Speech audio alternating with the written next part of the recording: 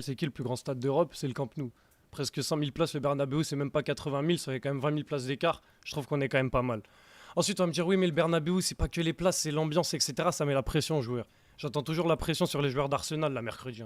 Bukayo Saka, il a pas hésité à vous mettre une petite panenka, et le Bernabeu, il a mis la pression à personne. Ensuite, on va me dire, ouais, mais c'est la Ligue des Champions, c'est pas pareil. Début d'année, Lamine Yamal, 17 ans, petit calma au Bernabeu. Pareil.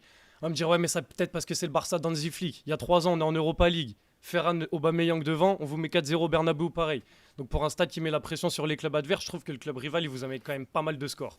Je trouve qu'il vous a mis pas mal de scores.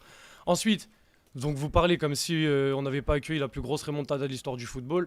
Voilà, le Barça PSG, 6-1, 3 buts à mettre en 7 minutes. Ça n'a jamais été fait dans l'histoire encore, jusqu'à preuve du contraire. Voilà, donc je suis désolé. Ensuite, on va parler de supporters. Je ne sais pas qui a la plus grosse fanbase entre le Barça et le Real dans le monde. Je pense que ça se vaut.